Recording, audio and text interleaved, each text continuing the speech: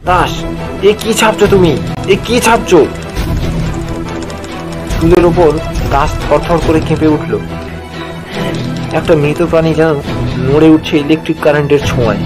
যেন এতক্ষণ সে ঘুমিয়ে টাইপ করছিল, হঠাৎ জেগে উঠেছে। আমি আবার বললুম, দাস দাস, কি টাইপ করে যাচ্ছ তুমি? নিজের টাইপিং এর উপর চোখ বুলোতে দাসের 10 সেকেন্ড লাগলো না।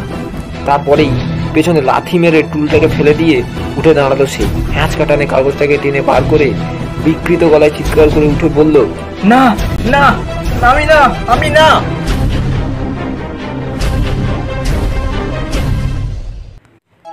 নমস্কার, গল্প বলা স্টেশনে আবার সবাইকে স্বাগত জানাই।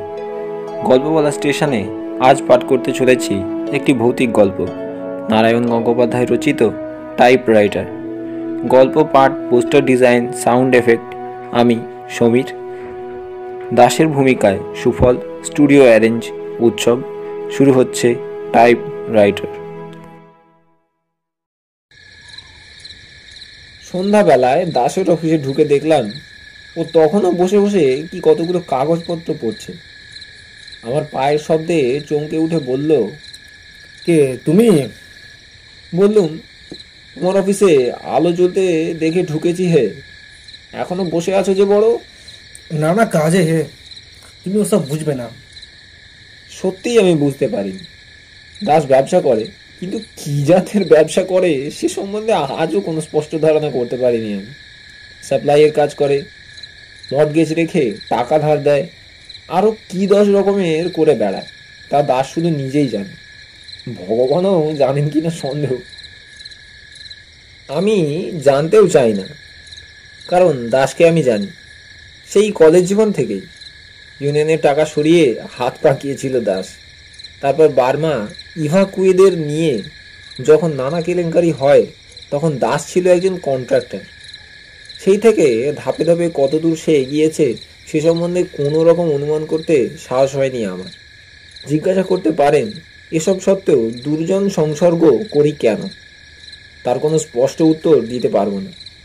শুধু এটুকু বলতে পারি, দাসকে আমার ভালো লাগে। অজস্র ত্রুটি থাকলেও একটা দুর্বোধ্য আকর্ষণ আছে ওর ব্যক্তিত্বে। সেটা ওর তীক্ষ্ণ স্মার্টনেসের জন্য হতে পারে, এমনকি ওর বিশেষ ধরনের চুলের ব্যাকব্রাশের জন্য হতে পারে। কিন্তু মোট কথাটা হলো এই, সময় পেলে দাসের সঙ্গে আড্ডা দিতে আমার ভালো লাগে। এই পথ দিয়ে যেতে যেতে ওর অফিসে আলো জ্বলতে দেখলেই ঢুকে পড়ি। একটা বেয়ারা নেই, 3 জন কেরানি একজনও নয়। মস্ত অফিস ঘরটায় সবুজ শেড দেওয়া আলোটার পাশে দাসকে কেমন প্রক্ষিপ্ত মনে হলো। যেন তক্ষুনি আমি বুঝলুম নিঃসঙ্গতা দাসকে মানায় না। ও ড্রয়িং রুমের জীব, ছাদের অন্ধকারে একলা বসে থাকবার জন্য সৃষ্ট নয়। ওর সামনে একটা চেয়ার টেনে নিয়ে আমি বললুম, একলা একলা এতক্ষণ বসে জগের ধন পাহারা দিচ্ছ নাকি হে? তাই প্রায় বলতে পারো। বিশেষ ধরনের ব্যাকব্রাশ করা চুলের ওপর দাস সযত্নে একবার হাত বুলিয়ে নিল। এমন কতগুলো কাজ ডান হাত দিয়ে করতে হয়, যা বাঁ হাতকে জানতে দিতে নেই। তাহলে আমিও যাই, বিরক্ত করব না। আরে বসো বসো বসো। পাশের একটা লোহার ড্রয়ার খুলে তাতে কাগজগুলো রাখলো, লক করে দিয়ে চাবিটা ফেললো ট্রাউজারের পকেটে। তারপর দামি সিগারেটের টিনটা আমার দিকে ঠেলে দিয়ে বলল, নাও, একটা সিগারেট খেয়ে ওঠা যাবে। কিন্তু সিগারেটটা ধরাতে গিয়ে জ্বলন্ত দেশলাইয়ের কাঠিটার দিকে আড়াআড়ি তাকাতেই আমার নজর পড়লো কোণের টাইপরাইটারটার দিকে। ঢাকনা খোলা, ঝকঝক করছে কিবোর্ড। রোলারটাকে অদ্ভুত মসৃণ মনে হচ্ছে, আর সঙ্গে সঙ্গেই প্রতিক্রিয়াটা বেরিয়ে এলো প্রশ্নের আকারে, তোমার সেক্রেটারির খবর কি হয়ে? দাসের ঠোঁটের কোণে সিগারেটটা যেন চমকে দুলে উঠল। কোন সেক্রেটারি? আবার কোন সেক্রেটারি? মিস সুলতা পাল। ছাই জমে ওঠার আগেই অ্যাস্ট্রেতে সিগারেটটা ঝাড়লো দাস। কয়েকটা নরম ফুলকি উড়ে গেল পাখার হাওয়ায়। No trace. কোনো পাত্তা পাওনি? না। আশ্চর্য, এমন করে কোথায় গেলাম এটা? অবজ্ঞা কুঞ্চিত মুখে আবার গোটা কয়েক ফুলকি ঝাড়লো দাস। ওসব মেয়ের কথা ছেড়ে দাও। চেহারাটা ভালো ছিল, দেখেছিল তো? নিশ্চয়ই পালিয়ে গেছে কারোর সঙ্গে। আমি আশ্চর্য হয়ে বললুম, পালাবার কি ছিল? যতদূর তোমার কাছে শুনেছিলুম, কলকাতার একটা বোর্ডিংয়ে একাই থাকতো। আত্মীয় স্বজন কেউ থাকলেও তাদের সঙ্গে কোনো সম্পর্ক ছিল না। ওর যদি কাউকে ভালোও লেগে থাকে, তবে তাকে নিয়ে চোরের মতো পালাবার দরকার ছিল না নিশ্চয়ই। দাস উদাস ভঙ্গিতে বললে, কে জানে, হয়তো কোনো রাইভেল ছিল। কলকাতায় থাকলে খুন টুন একটা কিছু হয়ে যেতে পারত। এই ধরনের মেয়েকে নিয়ে যত নুইসেন্স হয়ে, জানো তো। তা হয়তো হয়, তবে দাসের সেক্রেটারি সুলতা পাল সম্পর্কে এরকম কথা ভাবতে আমার কষ্টই হচ্ছিল। মিষ্টি চেহারার শান্ত ধরনের ওই মেয়েটা কতদিন আমি নিবিষ্ট মনে ওখানে বসে টাইপ করতে দেখেছি। সামান্য একটু নিরীহ ঠাট্টাতেও যে মেয়েটির গাল রাঙা হয়ে উঠত, নিচু হয়ে যেত চোখের পাতা, তার মধ্যে ঠিক এসব জিনিস আমি আশা করিনি। আমি সাহিত্যিক নয়, তবু সাহিত্যিকের ভাষায় আমার মনে হলো যে যেসব মেয়ে প্রথম প্রেমের জন্য চিরকুমারী হয়ে যায়, সুলতা সেই দলের। কিন্তু সুলতা যে প্রায় 15 দিন নিরুদ্দেশ, এটা ঠিক কথা। কোনো অ্যাক্সিডেন্ট হয়নি, কোনো বিপদে পড়বার মতো কাঁচা মেয়েও সে নয়। অতএব সে পালিয়েছে, এটা ধরে নেওয়া যেতেই পারে। দাস বললে, সেক্রেটারির ভাবনা নেই। আজ 3 জন ইন্টারভিউ দিয়ে গেছে। তবে মেয়েটা বড় ভালো কাজ করতো। তা করতো। দাস চুপ করে রইল। একটু আগে যে সিগারেটটা সে বারবার টোকা দিচ্ছিল, অনেকটা ছাই জমতেও এবারে সে সেটাকে ঝাড়লো না। আমি চুপ করে বসে থেকে থেকে ছাইটা কখন ভেঙে পড়বে সেটাই দেখার জন্য অপেক্ষা করতে লাগলুম। আর ভাবতে লাগলুম, সুলতা এতখানি সাহস পেল কি করে। সুতরাং একটু পরেই দাস যখন বলতে যাচ্ছিল, এইবার ওঠা যাক, অন্তত ওর মুখ থেকে এই কথাটাই বেরিয়ে আসবে বলে আমার মনে হচ্ছিল, ঠিক তখনই ঝমঝম করে বৃষ্টি নেমে বসলো বাইরে। খোলা দরজা দিয়ে ভেজা ধুলোর একটা তপ্ত রুদ্রশ্বাস চলে এলো ঘরে। দাসের সিগারেট থেকে ছাইটাকে কেড়ে নিয়ে চলে গেল। দাস বললে, বৃষ্টি নামলো যে, গাড়িটাও তো আজই আনেনি। বললুম, না থামলে বেরোনো যাবে না। ট্রাম পর্যন্ত যেতে গেলেও ভিজে ভূত করে দেবে। তাই থামুক। দাস বললে, তাহলে তাহলে একটু বসো তুমি, আমি একটা টাইপের কাজ সেরে নিই। উঠে টাইপরাইটার দিকে এগিয়ে গেল দাস। সুলতার সম্পর্কের ভাবনাটা ভুলবার জন্য আমি একটা বাণিজ্য সংক্রান্ত পত্রিকা কুড়িয়ে নিলাম। তারপর মাল্টিপারপাস স্কিমের ওপরে একটা প্রবন্ধ পড়বার চেষ্টা করতে লাগলো।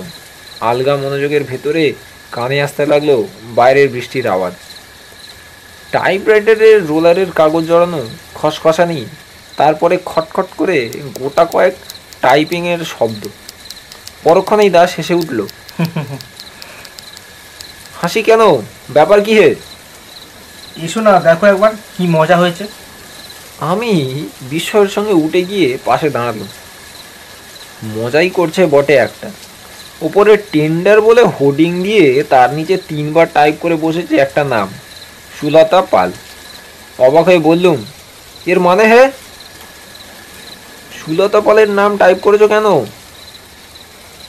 দাস বললে, মানেটা তো আমিও ভাবছি। লিখতে গেলাম টেন্ডার, আর লিখে বসলুম সুলতা পালের নাম। তাও একবার নয়, 3 বার। আমি বললুম, তাতে অস্বাভাবিক কিছু নেই। এতক্ষণ ধরে ওকে নিয়েই তো আমরা আলোচনা করছিলাম। আর ওর ব্যাপারটা তো বিস্ময়কর যে মনের ভেতরে ওর নামটাই ঘুরছিল। অন্যমনস্কভাবে তাই ছেপে বসে আছে।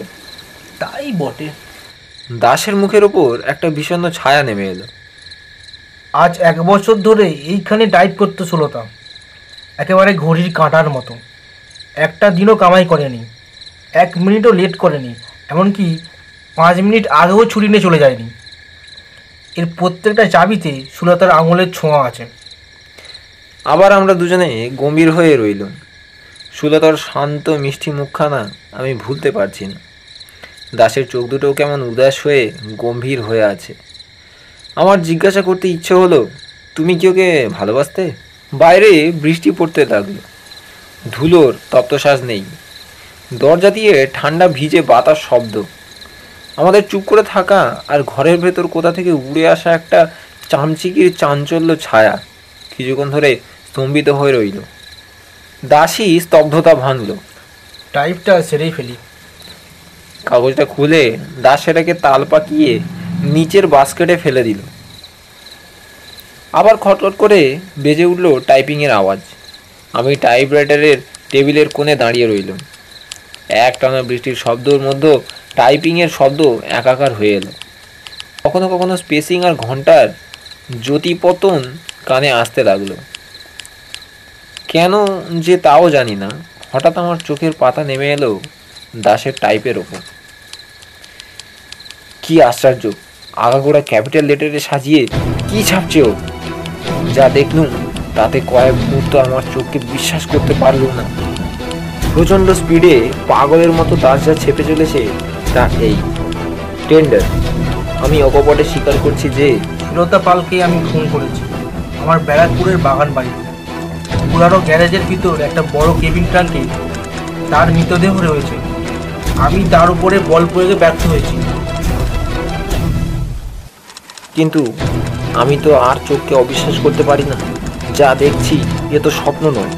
আমি আর্তনাদ করে উঠল, দাস, এ কি ছাপছো তুমি? এ কি ছাপছো? চুলের ওপর দাস থরথর করে কেঁপে উঠল। একটা মৃত প্রাণী যেন নড়ে উঠছে ইলেকট্রিক কারেন্টের ছোঁয়ায়। যেন এতক্ষণ সে ঘুমিয়ে টাইপ করছিল, হঠাৎ জেগে উঠেছে। আমি আবার বললাম, দাস, দাস, কি টাইপ করে যাচ্ছ তুমি? নিজের টাইপিংয়ের ওপর চোখ বুলোতে দাসের 10 সেকেন্ড লাগলো না। তারপরেই পেছনে লাথি মেরে টুলটাকে ফেলে দিয়ে উঠে দাঁড়ালো সে। হ্যাঁচ কাটানে কাগজটাকে টেনে বার করে বিকৃত গলায় চিৎকার করে উঠে বলল, না না, আমি না, আমি না। আমি আরো কি বলতে যাচ্ছিলাম, দাস বলতে দিল না। মিথ্যে কথা, আমি নয়। জান্তব্য গলায় চিৎকার করে উঠল সে। না। পর মুহূর্তেই ছুটে ঘর থেকে বেরিয়ে গেল, নেমে গেল রাস্তায়। আমার ঘোর কাটতে আরো প্রায় 1 মিনিট লাগলো। তারপর যখন সেই বৃষ্টির মধ্যে পথে বেরিয়ে এলুম, তখন মাত্র 20 গজ দূরে একটা লোক চাপা পড়েছে বাসের তলায়। কাছে না গিয়েও আমি বুঝতে পারলাম সেটা আসলে দাস ছাড়া আর কেউই না।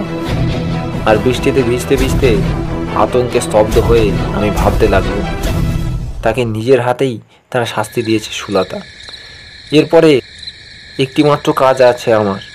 কোনো পাবলিক টেলিফোনে গিয়ে পুলিশকে জানাতে হবে ব্যারাকপুরের গ্যারেজে সেই কেবিনের ট্রাঙ্কটার কথা। শেষ হলো টাইপরাইটার। আমাদের গল্প বলা স্টেশনে গল্প পাঠের বিষয়ে যদি কোনো ভুল ত্রুটি হয়ে থাকে তবে নিচে কমেন্ট সেকশানে অবশ্যই জানাবেন। ফিরে আসছি আগামী সপ্তাহে আবার একটি নতুন গল্প নিয়ে। ততক্ষণ ভালো থাকুন। নমস্কার।